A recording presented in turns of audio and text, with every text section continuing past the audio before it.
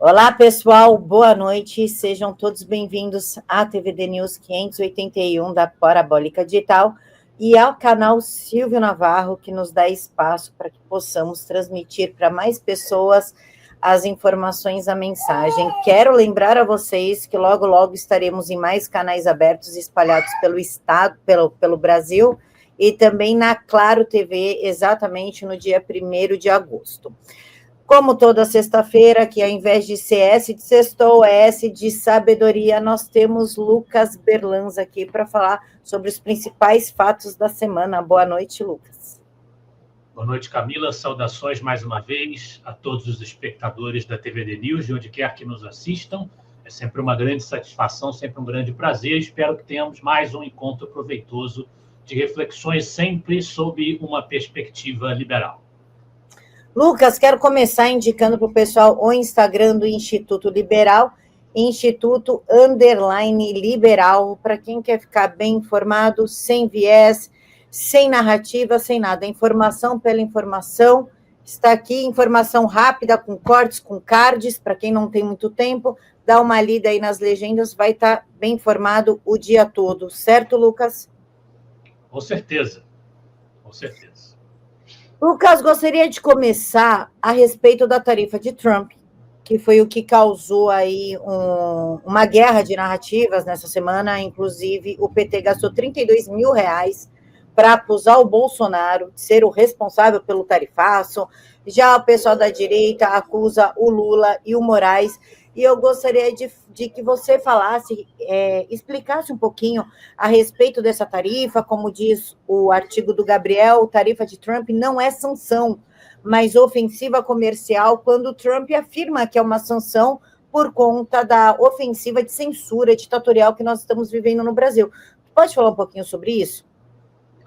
Então, Camila, eu acho que essa é uma oportunidade muito interessante e útil para nós mostrarmos como é que funciona o Instituto Liberal, que é uma instituição que abre espaço para opiniões diferentes se manifestarem.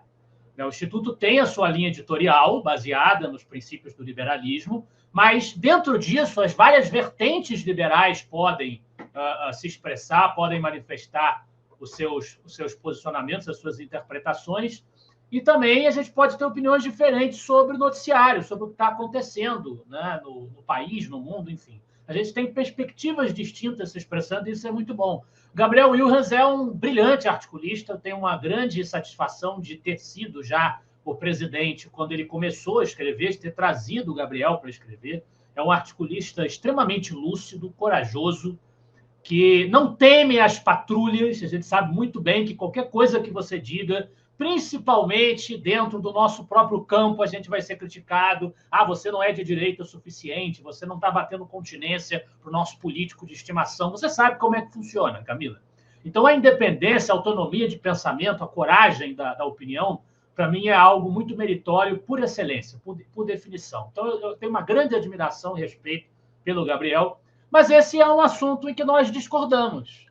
Eu tenho conclusões diferentes daquelas que o Gabriel apresenta no artigo. Primeiro, o que o Gabriel fala no texto dele? O texto tarifa de Trump não é sanção, mas ofensiva comercial.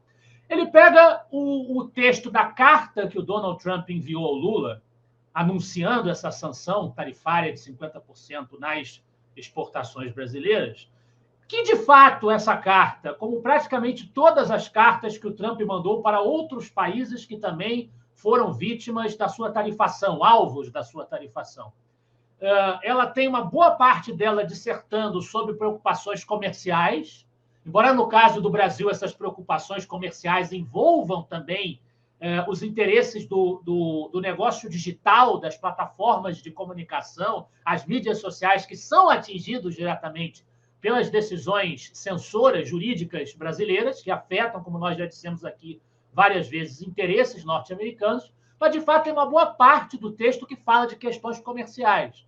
E o Gabriel deduz disso, ele argumenta muito bem, escreve muito bem, o Gabriel, a gente já falou muito de artigos dele aqui no nosso programa, mas ele deduz disso que o principal motivo por detrás da tarifação é um motivo comercial, que a questão política seria apenas um um envelope para o interesse protecionista e comercial do Trump, que é um ângulo pelo qual a gente pode sim criticar o Trump. A gente vai falar ainda uma coisa nesse sentido ainda hoje no programa.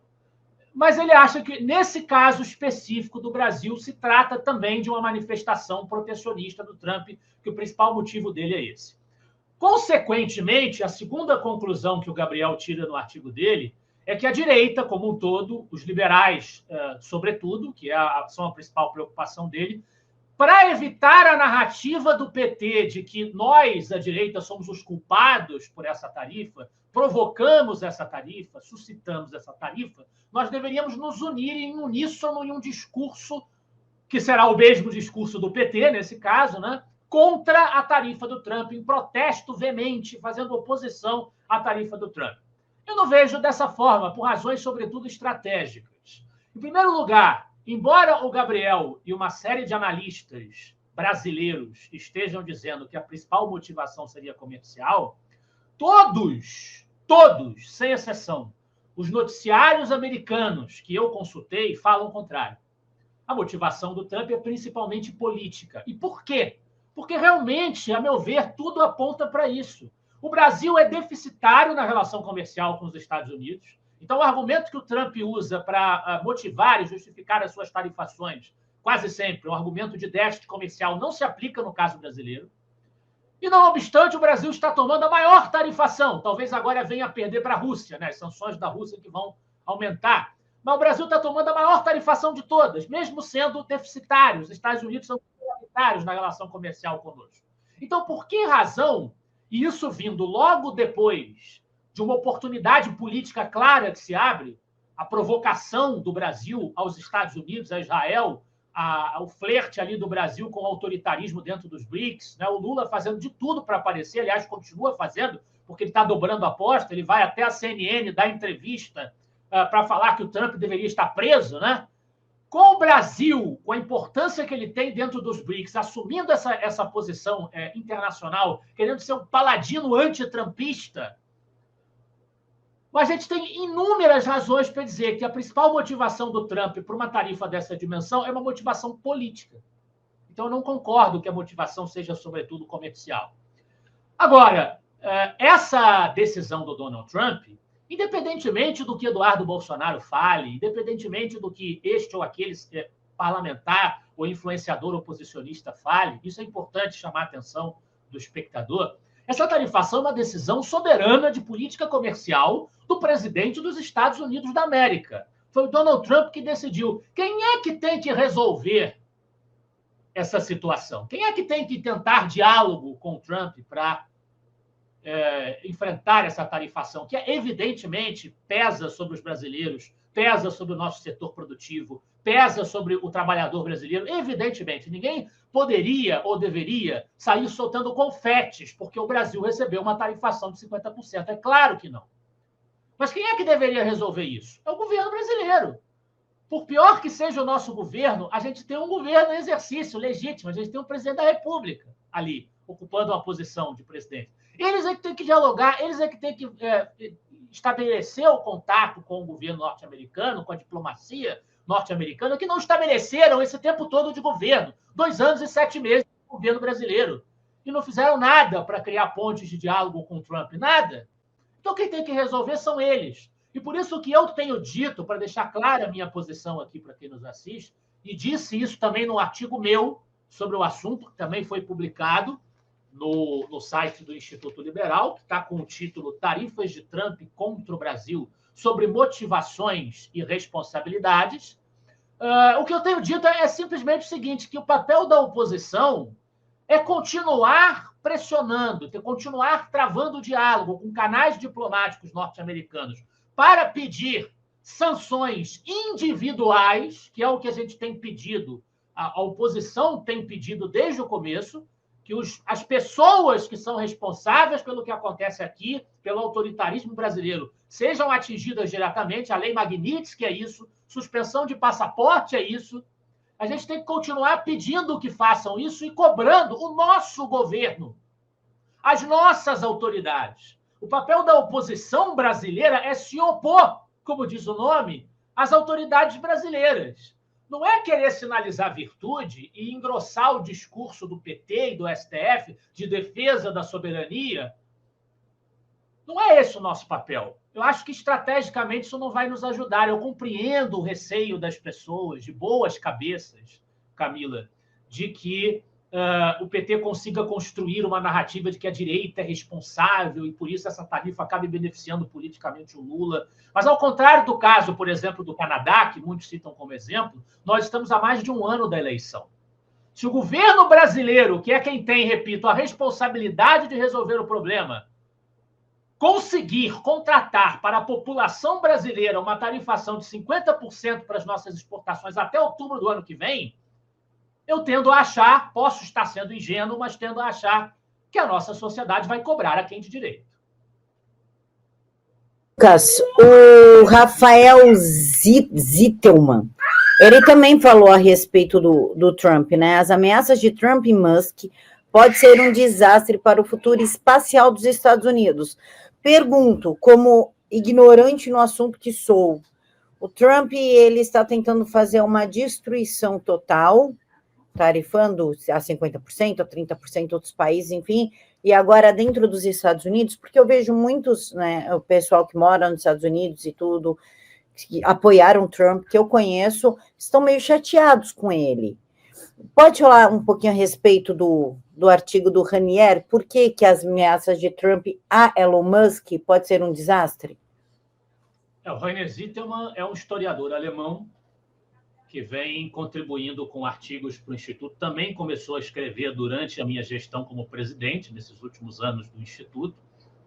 E o Rainer está muito preocupado e muito focado nessa questão espacial, especificamente, né? Ele é contrário a boa parte das tarifas que Trump vem implementando no exterior, assim como boa parte dos economistas liberais e libertários do exterior também vão criticar esse tipo de política. Eu já falei aqui no programa algumas vezes que esse critério mercantilista de calcular tarifas com base em déficit comercial não é um critério que os liberais possam aplaudir, mas esse caso especificamente diz respeito a uma contenda interna entre Donald Trump e Elon Musk, que é bom a gente trazer à tona para mostrar que o Instituto Liberal, além de ser plural, de trazer diferentes opiniões, a gente pode trazer um ponto de vista concordante ou respeitoso em relação a esta ou aquela atitude de uma pessoa, deixando claro de quem é a verdadeira responsabilidade, e, por outro lado, também criticar essa mesma pessoa por um mal feito que ela esteja cometendo. O Trump, a gente pode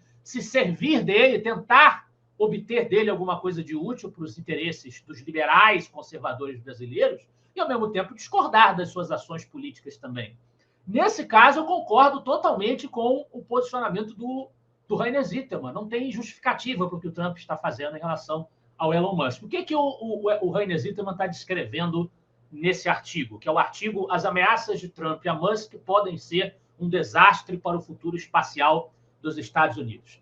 Em um determinado momento, nas últimas semanas, nos últimos meses, o Trump ele disse em Washington que o setor, o DOGE, de que o Elon Musk estava responsável, né, o setor de corte de custos dentro do governo dos Estados Unidos, é um monstro.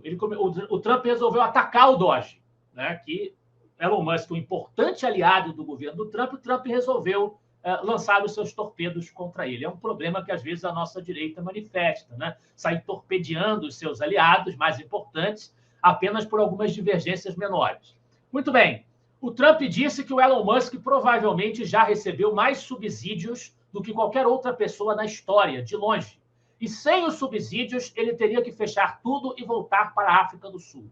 Nada de lançamento de foguetes, satélites ou produção de carros elétricos. E o nosso país, no caso, os Estados Unidos, economizaria uma fortuna. E o Donald Trump, então, ele diz que, basicamente, os negócios do Elon Musk no setor espacial, a SpaceX, né, isso tudo se deve a subsídios que o governo americano dá de presente para ele e para a empresa dele. Essa é a justificativa do Donald Trump, o argumento do Donald Trump. E o nosso Rainer Zittelmann vai contextualizar devidamente as coisas. Em primeiro lugar, deixando clara a importância da SpaceX, né? Sem a SpaceX, ele vai dizer, os Estados Unidos estariam bem atrás da China no setor espacial Em 2024, a SpaceX lançou quase o dobro de foguetes em comparação com a China.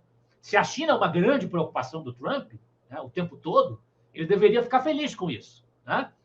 Das 261 missões espaciais realizadas no mundo em 2024, 134 de 261 foram feitas pela SpaceX, pela companhia do Elon Musk, companhia privada do Elon Musk. Se a SpaceX fosse um país, o Rainer Zittermann destaca, ela superaria disparado, o segundo maior do mundo em número de lançamentos, a China, que registrou 68 apenas. Né? Ela ganharia até disso. Então, sem a SpaceX, os Estados Unidos não teriam conseguido nem 2 dezenas de lançamentos no ano passado. É uma empresa espetacular, né? Aí o Trump vai dizer, só é tudo isso por causa dos subsídios. E aí o Rainer Zittermann coloca essas coisas no devido lugar. Não é subsídio nenhum. Não é subsídio nenhum, são contratos da NASA. A NASA contrata a empresa para fazer o serviço. A SpaceX presta os serviços que a própria NASA, por si mesma, ou seja, o Estado norte-americano, o nosso país, como diz o Trump, né, não conseguiria realizar, ou só conseguiria realizar a um custo muito maior. A SpaceX, uma companhia privada, uma empresa privada do Elon Musk, ela consegue realizar e faz com que os Estados Unidos continuem brilhando no setor aeroespacial. Cancelar ou reduzir esses contratos, é o que diz o Rainer, agradaria especialmente a China, justamente o país que o Donald Trump considera como seu principal rival. Então, não seria exatamente a atitude mais inteligente do mundo da parte do presidente dos Estados Unidos, e não é a atitude mais inteligente do mundo da parte do presidente dos Estados Unidos ficar alvejando e atacando essa empresa e atacando o Elon Musk. Lucas, inclusive, né, já que estamos falando de pessoas não muito inteligentes, a gente tem que falar o que está acontecendo no Brasil. Não adianta fugir disso, porque muitas das coisas que Trump está fazendo, segundo o pessoal, também é muito do que está acontecendo no Brasil. E o João Paulo Seixas escreveu um artigo muito bom, chamado Democracia Tática, Totalitarismo Estratégico. Esse artigo, inclusive, virou carrossel no Insta do Instituto Liberal. Eu queria que tu falasse um pouquinho sobre isso, ainda mais que o Alexandre de Moraes, na quarta-feira, 16 de julho, canetou e trouxe o IOF de volta, chancelando a morte do Congresso. Pode falar sobre isso? Camila, então, começando pelo final, o Alexandre de Moraes é uma pessoa só. Uma pessoa só. Ele se viu diante de um desentendimento entre 2 poderes da República, que são eleitos pela sociedade brasileira. A vontade do povo se expressa através dos seus eleitos, seus representantes, dentro de uma democracia representativa. E esses representantes são os chefes do Poder Executivo e os parlamentares do Legislativo. O Executivo resolveu passar por cima dos seus limites constitucionais, aumentando o imposto sobre operações financeiras para fins exclusivamente arrecadatórios.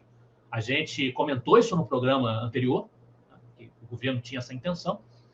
E o Legislativo vetou, usando também das suas atribuições, dizendo, não, você não vai fazer isso, porque você não tem competência para isso, nós não queremos o aumento desse imposto. O Legislativo teve um bom senso, raro, também da parte do Legislativo, de vetar esse imposto.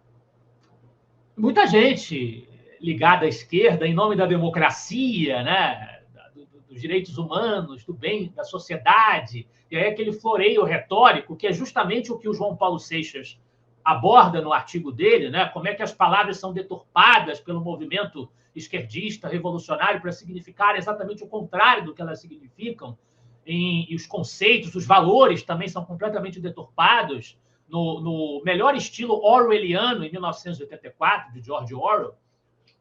O Alexandre de Moraes, diante de muitas pessoas apoiaram o governo, né, apoiaram o aumento de imposto, que vai pesar no lombo de todo mundo, só porque é o PT que quer fazer. E aí o Alexandre de Moraes, olhando para isso, o que ele resolve fazer? Ele resolve ser o moderador do diálogo, da interação entre executivo e legislativo. Quer colocar o pessoal numa mesinha, em torno de uma mesinha, para conversar sobre o assunto e chegar a um acordo. Só que o pessoal não quer sentar à mesinha e chegar num acordo. E o que o Alexandre de Moraes resolve fazer? Ele mesmo vai decidir. Aí ele decide, depois de ter tentado fazer um papel político que não cabe a ele, ele mesmo decidiu a favor do Lula, decidiu a favor do aumento do imposto. Então você que nos assiste, provavelmente se interessa por saber o que está acontecendo com o país, como é que está funcionando a política do Brasil. Mas muita gente talvez possa cair aqui de paraquedas e abrir esse canal e assistir a TVD News. Muita gente acha que essas coisas não são com ela. Esse assunto não é comigo, porque eu não estou sendo censurado, até porque eu não estou falando nada, não estou criticando ninguém, então eu sigo minha vida aqui e isso não vai me atingir. Você vai ter que pagar mais imposto. Você vai ter que pagar mais imposto, porque o Lula e o Alexandre de Moraes, em quem você não votou, decidiram isso, passando por cima da Constituição brasileira. Eles fizeram isso porque, obviamente, nós não estamos vivendo em uma democracia plena e funcional. Então, isso afeta a sua vida, sim. Você deveria se interessar por isso. De maneiras diferentes, em momentos diferentes, em graus diferentes, mas isso afeta a sua vida. E aí, olhando para o artigo do João Paulo Seixas, ele também comenta a questão da sanção americana. Ela vai dizer que o PT já demonstra, já exibe atitudes antidemocráticas, anti-Ocidente, anti-Estados Unidos, anti-Israel há muito tempo. Não é exatamente uma novidade que o PT se comporte dessa maneira. Ele vai apontar para o fato de que, no plano externo, o PT sempre faz uma aproximação muito além do que deveria com regimes autoritários, patrocina regimes autoritários, principalmente na América Latina, apoia regimes que perseguem opositores, que calam a imprensa, né? Eles dizem que são defensores, à esquerda, né? Defensores dos homossexuais, dos oprimidos, mas estão gritando, bradando em defesa do Irã, uma sociedade em que há perseguição aos homossexuais, em nome de uma teocracia rígida e assassina, que financia o terrorismo no mundo. Então, é uma grande contradição, né? Mas, como diz o João Paulo Seixas no seu artigo, desde o marxismo ortodoxo, passando pelo trotskismo, passando pelo movimento radical norte-americano de Saul Alinsky, que ele cita no texto, a questão, citando o Saul Alinsky, a questão nunca é a questão em si mesma, a questão é sempre a revolução, ou seja, a causa pública. Nós defendemos a justiça, nós defendemos a democracia, nós defendemos... Nunca é verdade. Na boca dessas pessoas é sempre mentira. O objetivo delas não é esse, o objetivo delas é o poder para a companheirada delas. Seja a companheirada autoritária dentro do país, seja a companheirada lá nos cafundós do Judas. Camila. Lucas, tu falou do IOF, isso vai cair no colo do cidadão, geralmente do mais pobre, né? Sempre.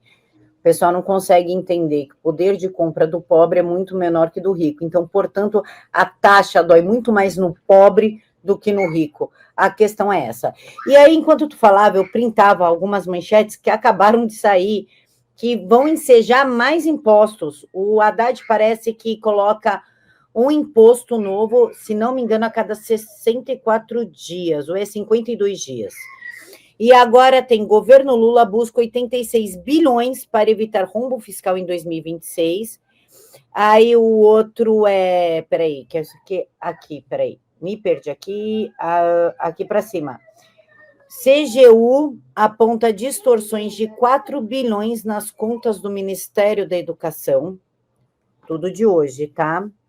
E o outro é, governo Lula manteve ocultos por 8 meses os pagamentos milionários na AGU, que somam 2 bilhões, ultrapassam 2 bilhões de reais. Nós estamos... Essa notícia, Camila, se você me permite, essa notícia claro. Da educação, que você leu, a penúltima, é da CGU, essa notícia ela já tinha aparecido ontem já. Então, já somaram-se mais elementos a isso, provavelmente, deixando o cenário ainda pior. Né? Pergunto, tem aonde eles taxarem mais? O que falta taxar, tirando o ar que a gente respira? Olha, eu jamais duvidaria da criatividade de esquerdistas e de estatistas para encontrar mais de onde extorquir o sustento do cidadão de bem. Agora, eu não gostaria de fazer esse trabalho para eles e dar ideia. E se eles querem nos ferrar mais ainda, eles que busquem essa informação, né? Acho que é melhor a gente não ficar sugerindo, não, porque vai acontecer. A gente der a ideia, eles vão fazer, porque eles não perdem uma oportunidade. Principalmente o Haddad, né? Que é o Tachad. E a coisa, Lucas, no Brasil está tão surreal, parece que a gente está vivendo uma ficção científica. E saiu na quinta-feira um artigo da Lexon, escrito pelo doutor Leonardo e pela doutora Kátia, que está magnífico, que chama Código do Juiz, Cidadão Sem Código.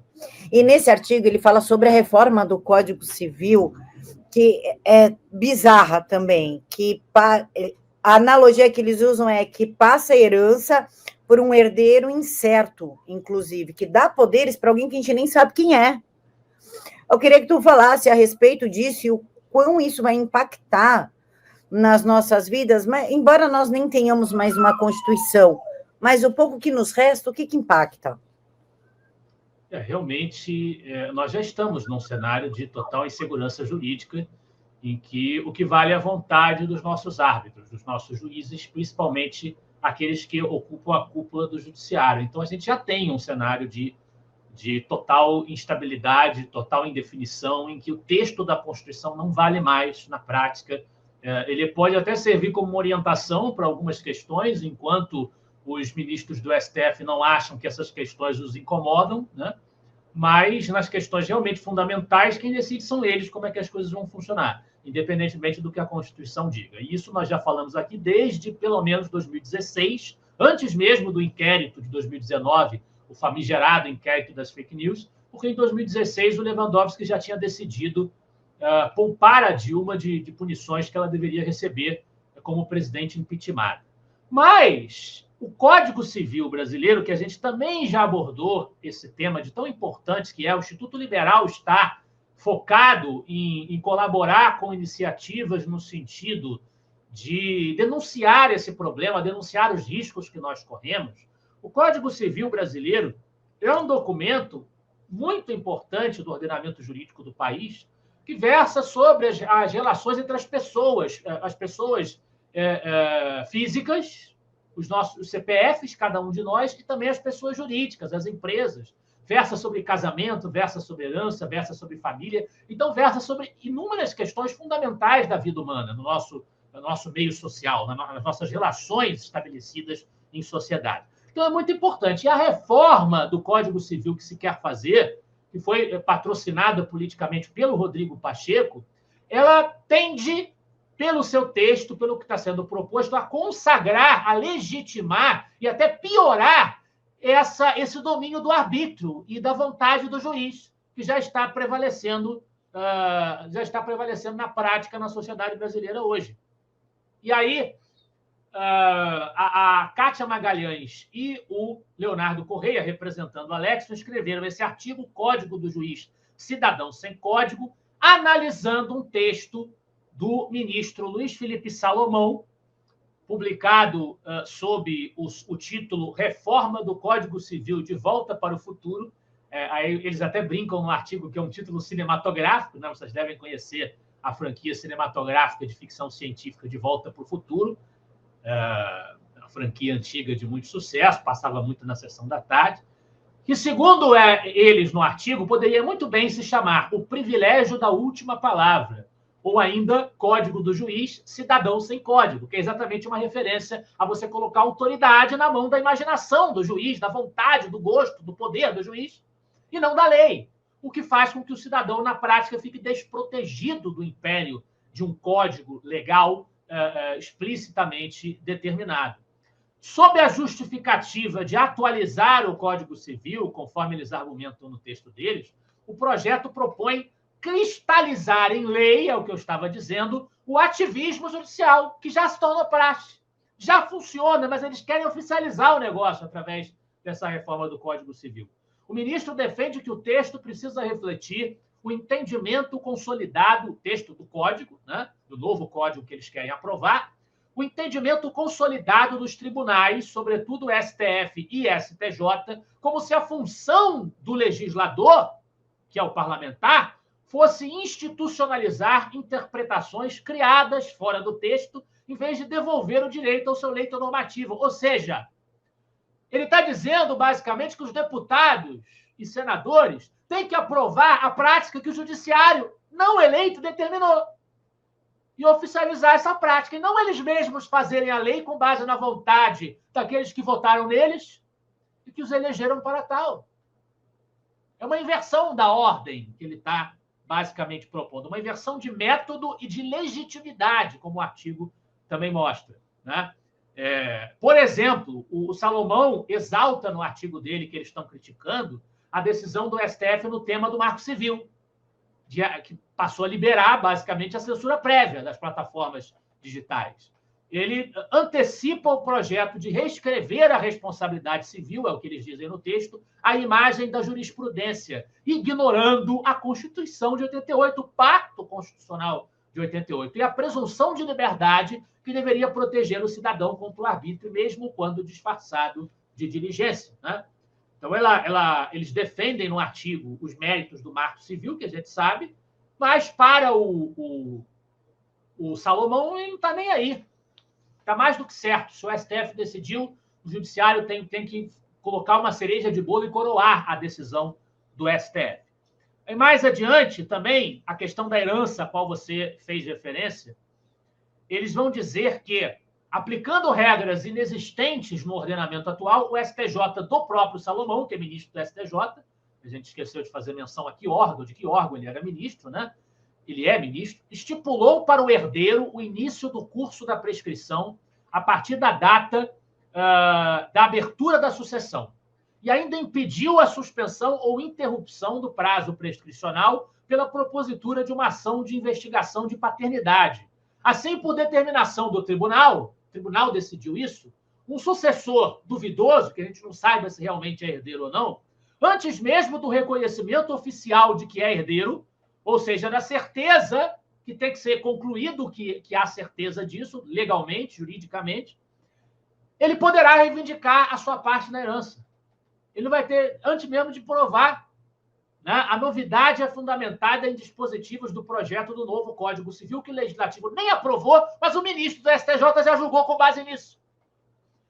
As coisas estão completamente fora de ordem, elas estão completamente fora da sequência em que elas deveriam estar. É isso que os dois estão apontando no seu artigo. E aí, lá no final, eles vão dizer que o futuro previsto pelo ministro Salomão é menos uma reforma e mais uma consagração. Ao escolher o futuro como termo vedete para o seu texto, apresentando-o como algo quase idílico e sinônimo necessário de avanços, Salomão assume o seu viés progressista, seja no menosprezo ao passado como algo retrógrado, seja na fé incondicional em uma dialética histórica destinada a conduzir a humanidade a um porvir de igualdade e justiça.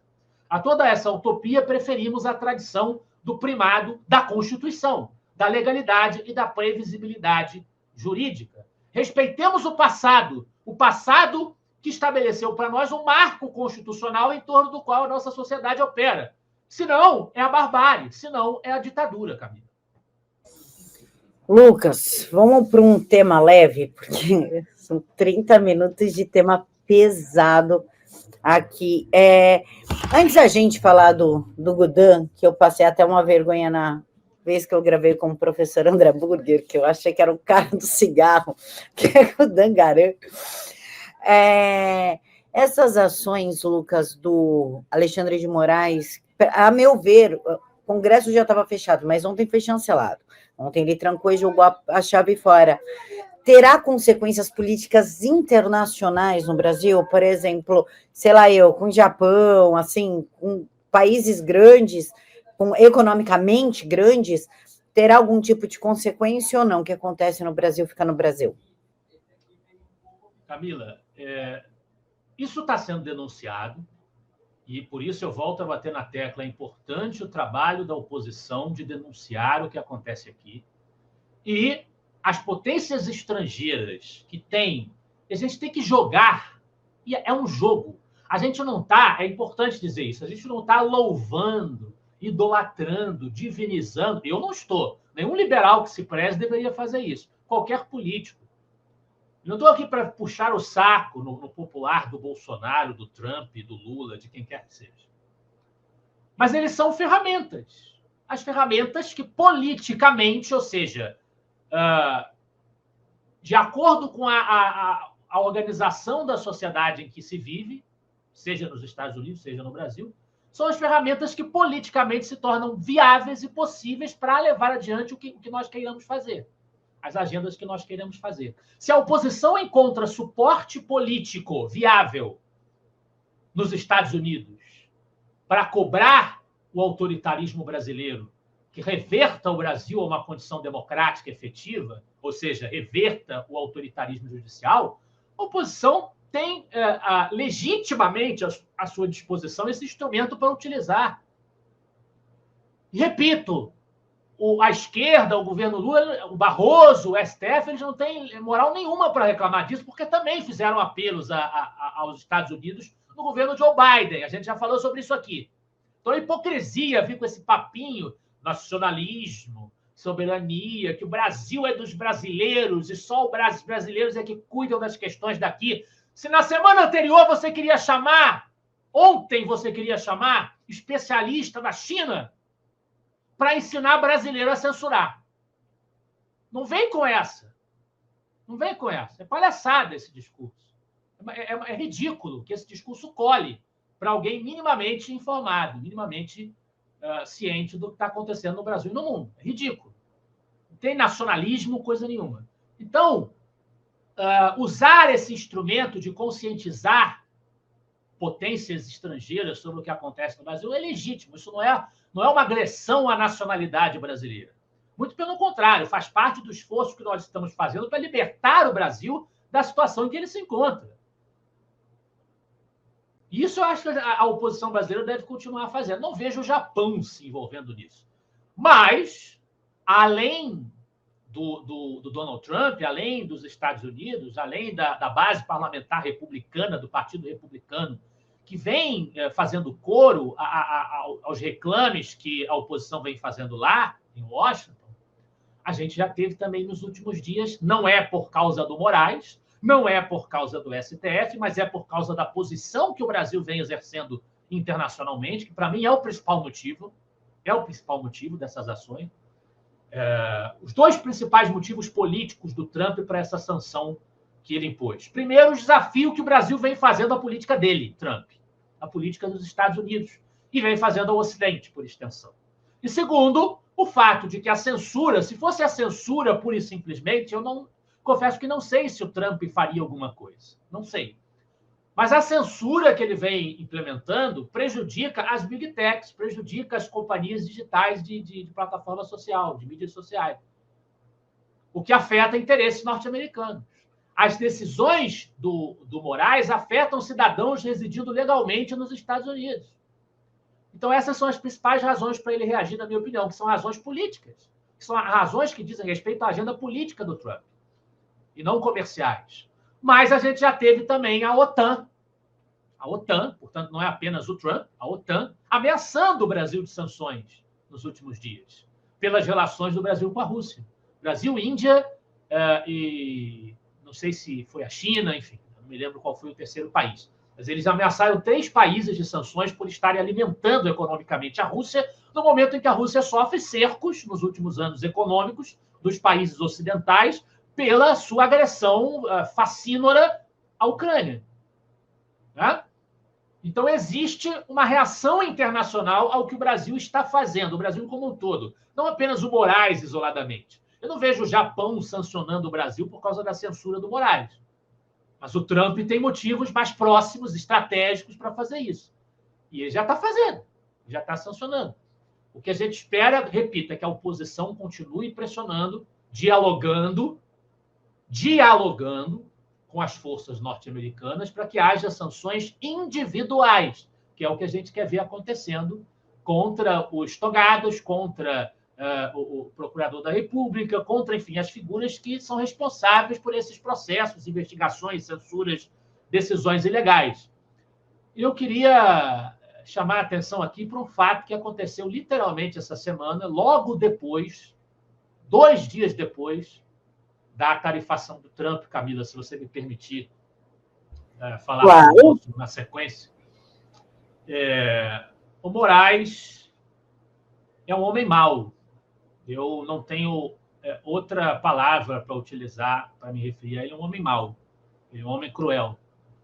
O economista e comentarista político Rodrigo Constantino, que a gente já recomendou aqui um livro de autoria dele na semana passada, no programa passado. O Rodrigo Constantino reside nos Estados Unidos, legalmente. Ele faz as suas manifestações hoje de lá, mora lá. E uma conta inativa desde dezembro de 2023, na Rumble, plataforma censurada no Brasil pelo Alexandre de Moraes, pelo STF.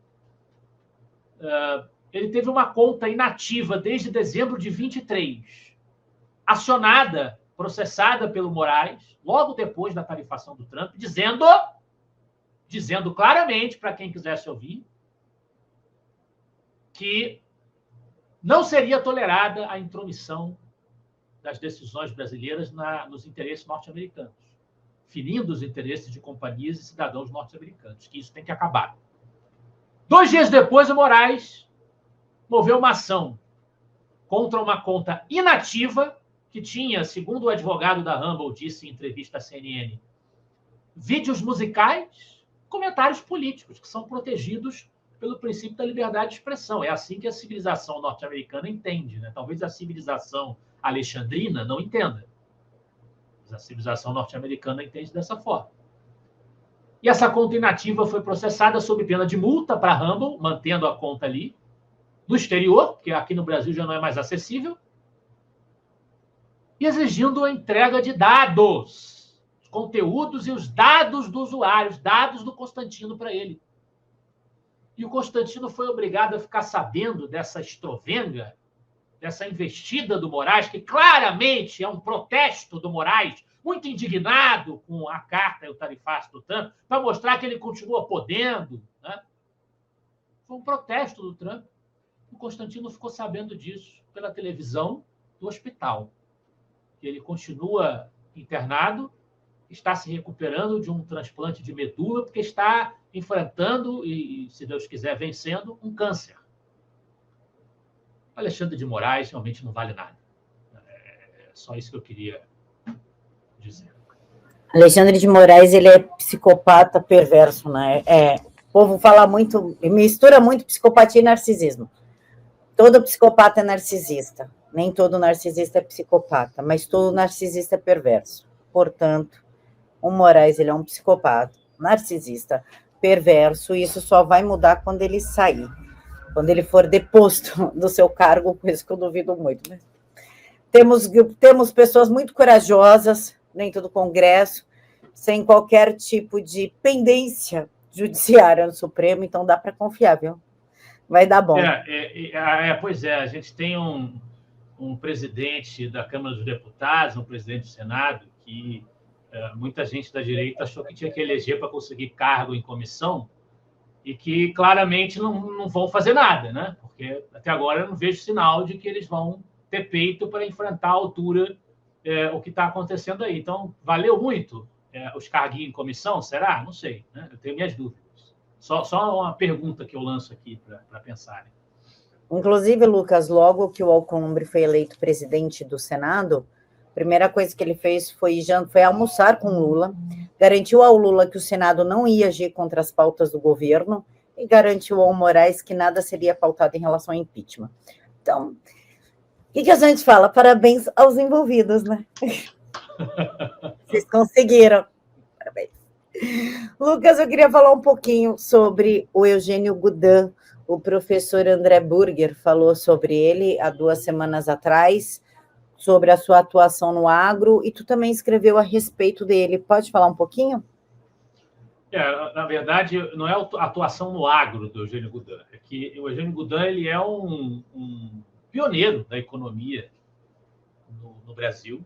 Ele é um economista autodidata, porque não tinha faculdade de economia no país na época, e ele leu Keynes, Mises, Hayek, Adam Smith, enfim, todos os grandes autores da economia clássica, até a pós-revolução marginalista e o keynesianismo, né? Ele leu tudo por vontade própria, procurando a literatura internacional sobre o assunto, que também não tinha muita coisa publicada no Brasil. Então, ele era uma cabeça extraordinária. Foi um cantor de ópera amador, um detalhe interessante da biografia dele, que poucos ressaltam. Então, Eugênio Goudin teve esse talento também oculto de ser um cantor de ópera amador. Mas ele é, sobretudo, conhecido por esse autodidatismo no campo econômico. E foi uma figura que exerceu uma enorme influência sobre a leva de liberais da economia que surgiria depois dele. Roberto Campos é Roberto Campos, em boa medida, porque existiu Eugênio Goudin. Então, a gente cita muito, os liberais citam muito Roberto Campos. E Roberto Campos deve muito às contribuições intelectuais de Eugênio Goudin, que foi um desbravador de um terreno inóspito, dominado pelo desenvolvimentismo, pelo estruturalismo cepalino, que era aquela visão que divide o mundo em centro e periferia, né? Países dominantes, países, né, periféricos, que precisam de uma industrialização via Estado superpomposa para conseguirem desenvolver as suas indústrias, né? E Eugênio Goudin tinha uma mentalidade inspirada na literatura liberal clássica que ia na contramão disso.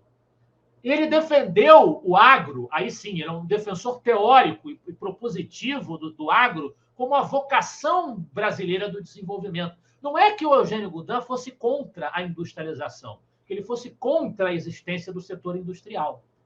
Mas ele achava que era um modelo que nos deixava dependentes do Estado e dependentes de uma inflação crônica, um modelo de apostar numa industrialização via investimentos artificiais do Estado, que é a mesma crítica que qualquer liberal fará.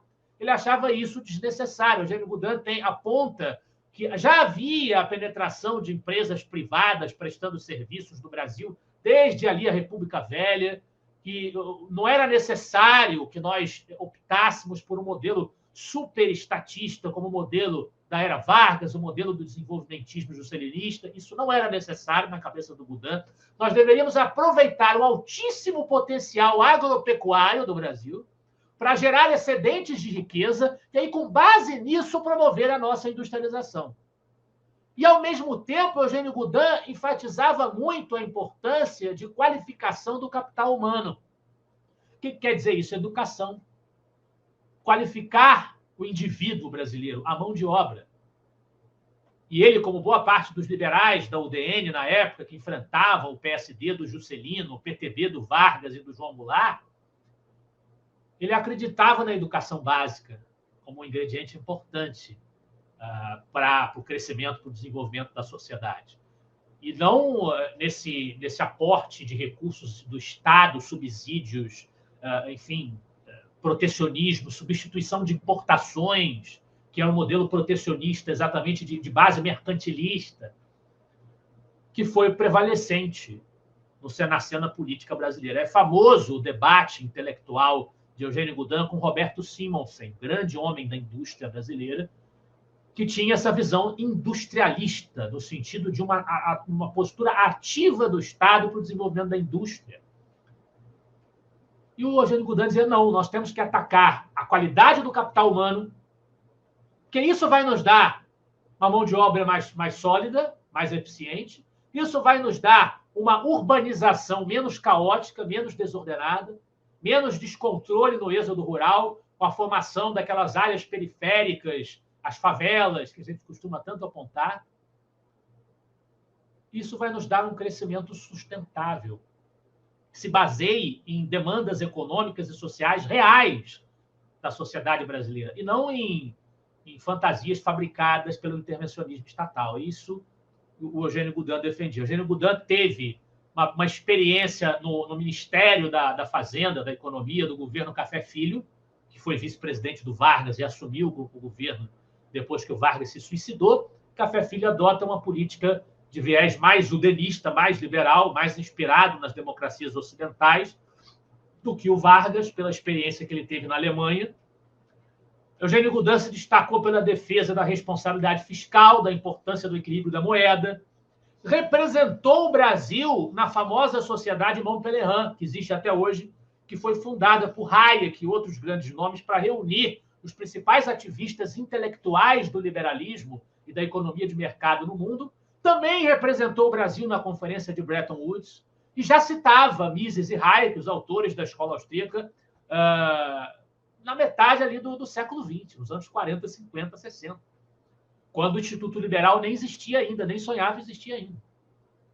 Eu tenho algumas críticas ao Eugênio Goudin, pessoalmente, principalmente a visão dele mais permeável a soluções não liberais na esfera política. Por exemplo, ele, num famoso debate dele, famoso ou não, não tão famoso assim, mas deveria ser mais conhecido, o debate que ele teve com Hayek, quando Hayek veio ao Brasil a convite do Henri Maxud. Eugênio Goudin, o Jornal do Brasil, registra um debate entre Goudin e Hayek, em que o Goudin diz que não acredita muito na viabilidade da democracia no Brasil. E acha que o Brasil é uma sociedade despreparada para a democracia, né? O Eugênio Goudin apoiou o regime militar até o ato institucional número 2, quando Carlos Lacerda, por exemplo, que o Goudin admirava, já estava contra o regime, o Goudin continuou apoiando, e foi mais tardiamente que o Goudin começou a criticar a ditadura militar, principalmente pelo seu estatismo, né? Porque economicamente passou a seguir na contramão das ideias do próprio Eugênio Goudin. Compreendendo ali os defeitos, as idiosincrasias, as manias, as características peculiares a um homem que morreu com 100 anos, em 1986, ou seja, Eugênio Goudin viu. Ele nasceu em 1886. Ele nasceu, a escravidão ainda não tinha nem acabado, estava 2 anos de acabar, então ele viveu ali bebezinho, né? 1886, ele viveu os primeiros anos, os últimos anos da monarquia brasileira. Ele cresceu e viveu infância, juventude na República Velha, oligárquica, República da Espada, República oligárquica. Depois ele viveu a Era Vargas, a ditadura do Estado Novo, viveu a República entre 46 e 64, viveu a ditadura militar e viveu os primeiros 2 aninhos ali da Nova República. Então, Eugênio Goudin viu vários Brasis. A gente tem que julgar também o homem no contexto histórico. Mas, independentemente dos seus defeitos, esse homem, isso não anula a lembrança que nós que defendemos o capitalismo, a economia de mercado, a liberdade econômica, principalmente, e a importância de um Brasil livre das amarras do Estado, do chamado custo Brasil, isso não anula a lembrança que nós devemos cultivar da obra desbravadora de Eugênio Goudin. Lucas, livros, vamos falar de livros. Só um detalhezinho importante, que a gente está falando de Eugênio Goudin nesse momento, porque ele nasceu em um 12 de julho. Então, essa semana seria semana de aniversário desse longevo defensor da liberdade econômica.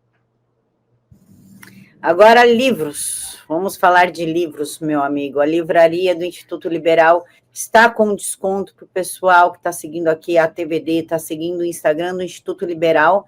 E nós temos aí descontos 34%, 41%, 36%. Camila, já indiquei esse livro aqui contigo, que é o Governo Onipresente do Mises, e Onipotente do Mises. E reindico pela fase que nós estamos passando neste momento, com o Moraes mandando e desmandando no Brasil inteiro. E tu, Lucas, qual que indica? Nada mais oportuno que indicar o Governo Onipotente. Eu acho que seria bacana sugerir, que está lá naquela página ali também de sugestão de livros com desconto, seria bacana a gente sugerir o Riqueza das Nações, do Adam Smith. A gente acabou de falar de Eugênio Goudin, está aí com desconto, se não me engano, de 34%, né, pelo que a gente está vendo aí na tela. A Riqueza das Nações é um clássico do pensamento liberal econômico. Está ali na esquerda. Sim. Tá na esquerda. Riqueza das Nações, uma investigação sobre... Como é que é o subtítulo mesmo?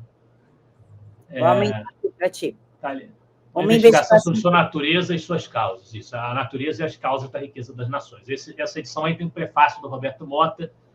A Riqueza das Nações é um clássico indiscutível do pensamento econômico.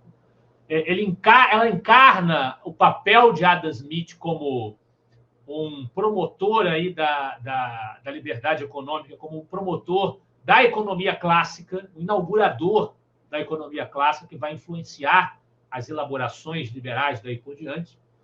E é um livro em que ele vai discutir, vai contrariar a narrativa dos mercantilistas e, por antecipação, de muitas maneiras, os argumentos que Adam Smith utiliza em A Riqueza das Nações, que vão ser aproveitados pelos liberais subsequentes, também servem contra o desenvolvimentismo, que Eugênio Goudin combateu, contra o estruturalismo cepalino que nós enfrentamos hoje. Porque, ao fim e ao cabo, essas visões econômicas intervencionistas que defendem um papel ativo do Estado para o desenvolvimento, elas são visões que ecoam esse passado mercantilista, esse passado de uma lógica de economia de soma zero que o Adam Smith combateu na sua obra. Então, os argumentos que ele usa ainda são muito, muito úteis para as reflexões atuais, para pensar sobre as questões de hoje, como é que a economia deve funcionar, como é que o Estado deve se posicionar diante da economia. A gente já falou aqui também sobre Adam Smith em outro programa. É uma obra que complementa outro clássico de autoria dele, que é a Teoria dos Sentimentos Morais.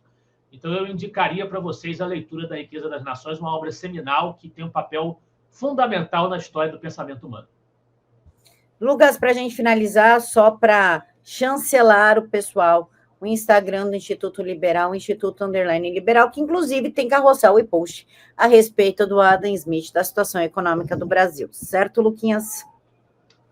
É isso aí, e só ressaltar para a guisa de conclusão o que o Lula acabou de fazer, né? No momento em que, enfim, nós estamos aqui conversando, nós temos a notícia que o Lula deu uma entrevista para a CNN, para a Cristiana Manpour, que é uma jornalista bastante reputada, famosa nos Estados Unidos, de reconhecimento internacional. Ela entrevistou o Lula, e o Lula disse que o Donald Trump não é o imperador do mundo e que o Donald Trump deveria estar preso ainda.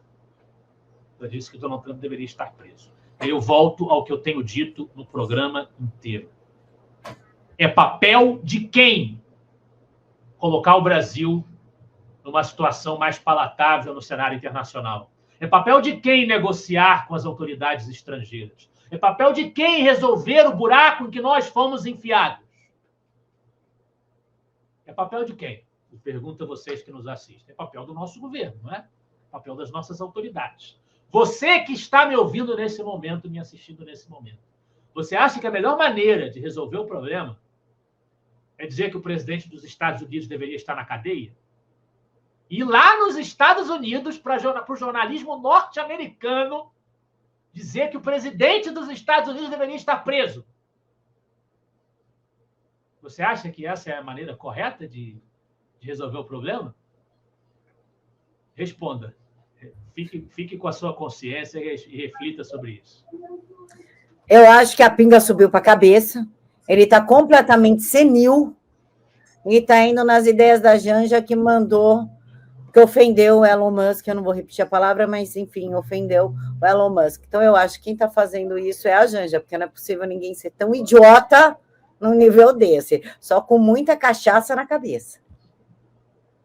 Pois é. Obrigada, Lula, por prejudicar ainda mais o Brasil. Aí depois ele vai pegar 34 mil reais do dinheiro público para fazer um meme idiota numa inteligência artificial para falar que a culpa é do Bolsonaro. Exatamente. E pegar uma licitação de não sei quantos milhões de reais para pagar influenciadores na parte de comunicação para te convencer que o problema do Brasil é Jair Bolsonaro. Olha que coisa maravilhosa, esse governo tá lindo. Bom, já dizia o Goebbels, se não me engano, né? Que a propaganda muda tudo, né? Tem alguns que questionam essa frase, né? Mas o poder da propaganda, sem dúvida, era uma crença do Goebbels e do regime nazista. Eles usaram muito para sustentar ali o totalitarismo nazista, e o PT acredita na mesma coisa. Assim, acredita que ele pode criar a verdade, investindo muita grana para criar essa verdade. E a gente existe para não permitir que isso aconteça, para desafiar essas falácias e narrativas que eles difundem por aí. E a responsabilidade é quem de direito. A oposição não tem... Esse é o ponto de vista que eu estou defendendo. As pessoas, às vezes, não compreendem devidamente qual é o ponto de vista. Eu não estou dizendo para a gente soltar confete porque o Brasil está sendo tarifado. Pelo amor de Deus, gente. Não, ninguém tem que soltar confete por isso. Eu amo o meu país, eu quero o meu país rico, produzindo, comercializando com todo mundo. Agora, a gente tem que entender o mundo que a gente vive, entender que a gente está procurando por isso. E a gente está procurando por isso porque a gente mantém esse regime autoritário que faz o que pode para provocar a civilização no exterior, né? E flertar com a anticivilização, que são todos os regimes autoritários que a gente precisa repudiar, que a gente não pode ver como modelo. E não só não fazem isso, como querem trazer o sistema de censura chinês para servir de modelo no Brasil, né? Então, a gente tem que entender que a gente está procurando por isso e que o papel de uma oposição, apesar da gente não estar num regime democrático plenamente funcional, o papel de uma oposição é se opor à autoridade nacional, é se opor ao governo. Quem tem que resolver é o governo, quem tem que resolver são eles, que são a causa do problema, né? Nosso papel, repito, oposição brasileira, liberais, conservadores, libertários, antipetistas. Qual é o nosso papel? Cobrar as nossas autoridades uma solução. Cobrar que negociem com os Estados Unidos e que acabem com essa palhaçada de regime em que o aumento do IOF é decidido por uma pessoa. É isso que a gente tem que fazer, cobrar que isso acabe e a quem tem condições de fazê-lo, tentar continuar denunciando a situação nacional do exterior para que venham sanções individuais, que são legítimas. O resto, o nosso governo querido, que se vire. O resto, se continuar nessa entoada, logo, logo a gente vai ter que catar comida no lixo. Só não esqueçam que, né, o ministro da propaganda nazista odiava judeu, nazismo odeia judeu, Lula odeia judeu, defende o Hamas, está tudo ali, tudo voltado para a propaganda, e eu não vou acusar de mais nada antes que eu tome outra busca e apreensão. Lucas, chega, né? Já estou em 2 inquéritos, busca e apreensão, já deu isso aqui para mim. Lucas, meu amigo, muito obrigada. Obrigado, Camila, obrigado a todos os nossos espectadores, um grande abraço a todos, até a próxima. Pessoal, uma excelente sexta-feira para vocês. Pode cortar, marca a gente, pode usar o vídeo. Ninguém aqui tem ciúmes de propriedade intelectual, audiovisual. Só não tira do contexto, que aí é sacanagem. Fiquem todos com Deus e até mais.